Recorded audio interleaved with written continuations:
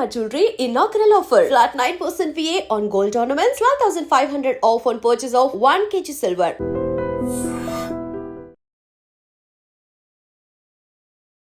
నమస్కారం. నేను డాక్టర్ శ్రీనివాస్ చెల్లిమల సంస్కృతి ఆయుర్వేద క్లినిక్ నుంచి మాట్లాడుతున్నాను. ఈరోజు మనం చెప్పే టాపిక్ వచ్చేసి పైల్స్. అందరికీ ఈ వర్డ్ అనేది అందరికీ తెలిసిందే. దీన్నే హెమరాయిడ్స్ అంటాము. ఇంకా తెలుగులో మన లాంగ్వేజ్ చెప్పాలంటే అర్షమూలలు అంటాం. ఈ దాని గురించి ఎందుకు మనం డిస్కస్ చేయాలంటే, దీని గురించి ఎన్నిసార్లు ఎన్ని వీడియోస్ ఎంతమంది చెప్పినా పేషెంట్స్ చాలామంది ఇది వేరే వాళ్ళతో డిస్కస్ చేయటంలో కానీ, డాక్టర్స్‌తో కూడా కొన్నిసార్లు అంటే ముదిరితే కానీ డాక్టర్ల దగ్గరికి రారు. చాలా మటుకు అది కాంప్లికేషన్స్ వచ్చినప్పుడే డాక్టర్ గారి దగ్గరికి వస్తుంటారు. కాబట్టి ముందే తెలుసుకొని అసలు ఏంటి దీని గురించి తెలుసుకోగలిగితే ఒక అవగాహనతో ఎర్లీ స్టేజ్‌లోనే మనం దీన్ని సర్జరీ వరకు వెళ్ళకుండా కంట్రోల్ చేసి ట్రీట్మెంట్ చేయడానికి వీలవుతుంది. అసలు ఈ పైల్స్ అనేది మీరు చూసుకుంటే ఏంటి అంటే జనరల్‌గా మన యానల్ రీజియన్ దగ్గర ఎక్కడైతే మోషన్ పాస్ చేస్తామో అక్కడ బుడిపెల్ లాంటివి లిటరల్‌గా ఇంకా చెప్పాలంటే మొటిమల్ లాంటివి పెద్దవి బుడిపెల్ లాంటివి బయటికి కనబడుతూ కొన్ని సందర్భాల్లో కూర్చున్నప్పుడు పెయిన్‌ఫుల్‌గా ఉండడము, మోషన్ వెళ్ళి వాష్ చేసినప్పుడు తగలడము చూస్తుంటాం. అయితే జనరల్‌గా ఇవేంటి కొన్ని సందర్భాల్లో పెయిన్ ఉండకపోవచ్చు.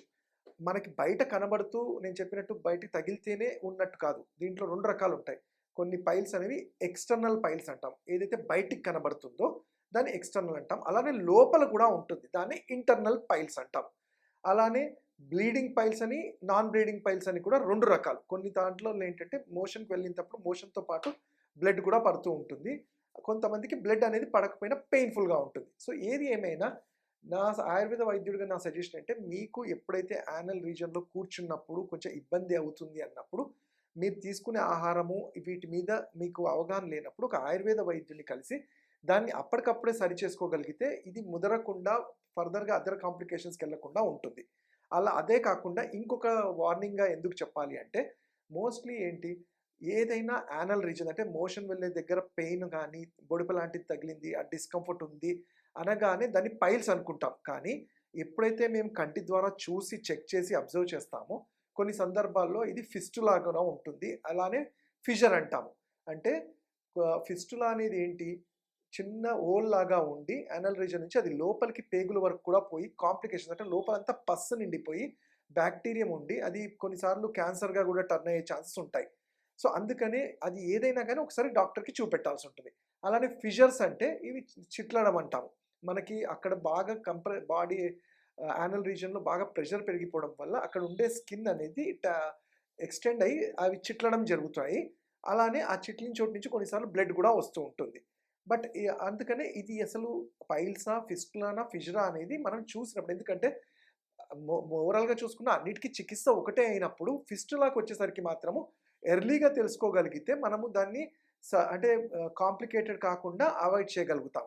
అయితే ఇప్పుడు నేను చెప్పినట్టు ఈ పైల్స్ గురించి దీన్ని గుర్తించడం ఎలా? దాని లక్షణాలేంటి? మరి చికిత్స ఏంటి? తెలుసుకుందాము.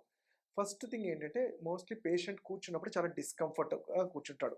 దానికి కారణాలు చూసుకుంటే ఎవరికొస్తుందని చూసుకుంటే అది కూడా సిట్టింగ్ జాబ్ ఎవరైతే ఎక్కువ చేస్తారో, ఎక్కువ సేపు సిట్టింగ్ ఉంటారో ఇంతకు ముందు కాలంలో అంటే డ్రైవర్స్ కానియండి, టీచర్స్ కానీ ఇలాంటి వాళ్ళకి అనేవాళ్ళం. బట్ ఇప్పుడు చూస్తే ఈవెన్ సాఫ్ట్‌వేర్ కానియండి, ఏజ్డ్ వాళ్ళలో కూడా ఎక్కువ సేపు మూవ్‌మెంట్ లేనప్పుడు యానల్ రీజియన్‌లో బ్లడ్ సర్క్యులేషన్ తగ్గిపోయి అక్కడ చిన్న ట్యాగ్స్ లాంటివి వస్తూ ఉంటాయి. అలానే ప్రెగ్నెంట్ లేడీల్లో ప్రెగ్నెన్సీ టైంలో కూడా వస్తాయి. కానీ మోస్ట్‌లీ ప్రెగ్నెన్సీ అయిన తర్వాత ఇవి తగ్గిపోతూ ఉంటాయి. అయితే కేర్ మాత్రం తీసుకోవాల్సుంటుంది. అయితే ఇది వీళ్ళకి ఎవరైతే నేను చెప్పినట్టు ఎక్కువసేపు కూర్చుంటారు, అధిక బరువు ఉంటారు, ఫిజికల్ యాక్టివిటీ లేకుండా ఉంటారు, హార్డ్ సర్ఫేసెస్ మీద ఎక్కువసేపు కూర్చుంటారు. ఇవే కాకుండా ఫుడ్ సరిగ్గా డైజెషన్ కాని వాళ్ళకి, మోషన్ రెగ్యులర్ కాని వాళ్ళకి అంటే మలబద్ధకం ఎవరికైతే ఉంటుందో వాళ్ళలో ఏదైనా జబ్బులకి మెడిసిన్స్ వాడుతున్న వాళ్ళలో కూడా ఈ మెటబాలిజం తగ్గిపోయి ఇంటెస్టైన్స్‌లో ఉండాల్సిన మ్యూకస్ ఏదైతే ఉంటుందో అంటే కొంచెం లిక్విడ్స్ లాంటిది ఉండేది అది డ్రై అయిపోయి మోషన్ హార్డ్‌గా రావడం స్టార్ట్ అవుతుంది. హార్డ్‌గా వచ్చినప్పుడు ఏమవుతుంది? ఈ ఏదైతే పెద్ద పేగుల్లో నుంచి మోషన్ పాస్ అవుతూ వస్తూ ఉంటుందో ఆ రెక్టమ్‌లోకి అక్కడ అది రాసుకోవడం వల్ల బ్లీడ్ అవుతాయి. అక్కడ చిన్న చిన్న వెసల్స్ అనేవి రాసుకోవడం వల్ల బ్లీడ్ అవుతుంది. దానివల్ల అల్సరేషన్స్ కూడా కొన్ని సందర్భాల్లో చూస్తుంటాం. సో, అందుకని ముందుగా చెప్పేది ఏంటంటే, మనం తీసుకునే ఫుడ్ మన బాడీకి సరిగ్గా డైజెస్ట్ అయ్యేటట్టు ఉండాలి. దాన్నే ఆయుర్వేదంలో సాత్విక ఆహారం అంటాం.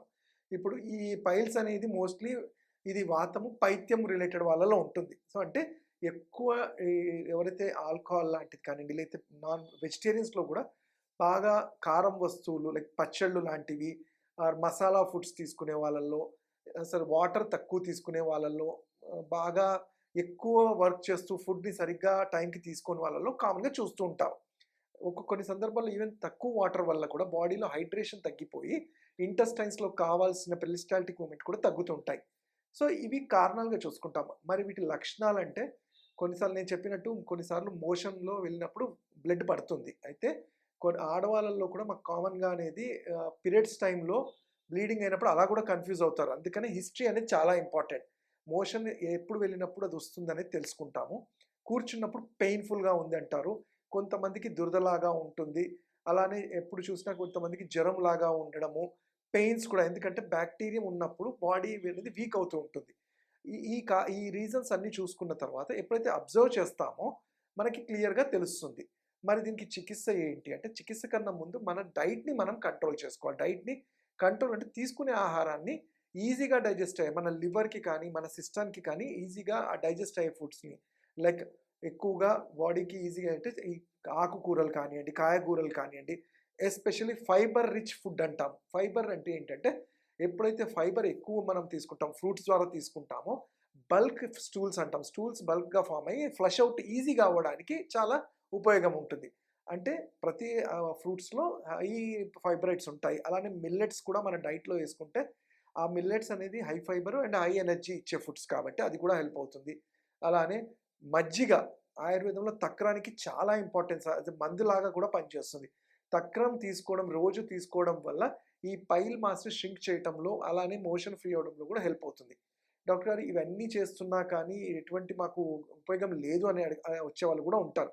వాళ్ళకి ఆయుర్వేదంలో ఫస్ట్ లైన్ ఆఫ్ ట్రీట్మెంట్ ఔషధాలు, పథ్యంతో పాటు ఔషధాలు తీరిగ్గా ఓపిక్గా దీన్ని వాడుకోగలిగితే ఎటువంటి కాంప్లికేషన్స్ లేకుండా తగ్గుతాయి.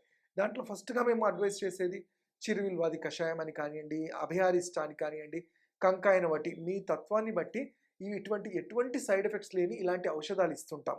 అలానే చెప్పాను కదా, పెయిన్ఫుల్కి చాలామంది పెయిన్ కిల్లర్స్ వాడుతుంటారు. అవసరం లేకుండా త్రిఫలా చూర్ణం, ఉసిరికాయ, కరక్కాయ, తానికాయని సమపాలలో తీసుకొని చూర్ణం చేసుకొని, లేకపోతే మార్కెట్లో మనకి ఈజీగా దొరికే త్రిఫలా చూర్ణాన్ని ఒక 1 లీటర్ వాటర్లో టబ్ లాంటి దాంట్లో వేసి కొంచెం సేపు మరగబెట్టుకొని దాంట్లో కూర్చోవటం వల్ల ఇమీడియట్ పెయిన్ అంటాం. అంటే ఏదైతే యానల్ రీజన్లో స్టిఫ్నెస్ వల్ల ఆ కన్స్ట్రిక్షన్ వెజల్ బ్లడ్ ఏదైతే ఉందో అక్కడ కన్స్ట్రిక్ట్ అయిందో దాన్ని డైలేట్ చేయటంలో, అలానే పెయిన్ రిలీవ్ చేయటంలో దీన్నే స్లిజ్ బాత్ అంటాం. ఈ త్రిఫలా చూర్ణంతో చేయటం వల్ల చాలా ఉపయోగం ఉంటుంది. అలానే రోజు ఈ త్రిఫలా చూర్ణం రాత్రి పడుకునేటప్పుడు 8 లోపల మనము డిన్నర్ కూడా ఫినిష్ చేసేయాలి. 8:30 ఆ టైంలో ఈ త్రిఫలా చూర్ణాన్ని గోరువెచ్చలో తీసుకోవటం వల్ల కూడా రోజువారీ క్లిన్జింగ్ అనేది ప్రాపర్గా జరుగుతుంది. ఇవన్నిటితో జనరల్గా మనకి 2nd డిగ్రీ వరకు కూడా పైల్స్ అనేవి ఔషధాలతో కంట్రోల్ చేస్తాం. ఇవి కానప్పుడు క్షారసూత్ర అంటాం. అది కూడా ఎటువంటి సైడ్ ఎఫెక్ట్ లేకుండా అడ్వైస్ చేస్తాం. కానీ దానికన్నా ముందు నేను చెప్పిన ఈ ట్రీట్మెంట్స్, ఈ ఔషధాలతోనే న్యాచురల్గా మళ్ళీ నార్మల్ అయ్యే ఛాన్స్ ఉంటాయి. వీటితో పాటు మన రెగ్యులర్ యాక్టివిటీకి వచ్చే ఫిజికల్ యాక్టివిటీ అనేది కూడా చాలా ఇంపార్టెంట్ ఉంటుంది. నిద్ర కూడా సరిగ్గా ఉండాలి. నిద్ర సరిగ్గా ఉంటే డైజెషన్ అనేది ప్రాపర్గా ఉంటుంది. ఇవి చేస్తూ ఇంకా మీకు ఏమైనా డౌట్స్ ఉంటే నన్ను ఆన్లైన్ కన్సల్టేషన్ కానీ నా క్లినిక్స్లో కానీ నేను కలవచ్చు. నా number 7658909501. Sir, one life lesson what medicine has taught you. Whatever you can do without expecting. But I really believe మన పాజిటివ్ యాటిట్యూడ్ ఉంటేనే మనం ఏదైనా సాధించగలం. గట్ని మనం కరెక్ట్గా డీల్ చేసినట్లయితే అది మనకి పాజిటివ్ హార్మోన్స్ని రిలీజ్ చేస్తుంది. షుగర్ వచ్చిన వాళ్ళ పరిస్థితి ఏంటి? పొట్ట దగ్గర పెరిగితే దాన్ని ఆండ్రాయిడ్ అంటారు. ఆండ్రాయిడ్ ఫోన్ కదా. అసలు థాట్స్ ఎందుకు వస్తాయి? బ్రెయిన్ డెడ్ అంటే దానికి ప్రపంచం అంతా కూడా కొన్ని నిర్దిష్టమైనటువంటి లక్షణాలు ఉన్నాయి. మానసికంగా ధైర్యంగా ఉంటే క్యాన్సర్ జయించవచ్చు. You are a doctor for a cause sir, అంతే. వాళ్ళకి వచ్చిన ఆదాయం కాకుండా ఫ్రీ సర్వీస్ ఎంతమందికో చేస్తుంది.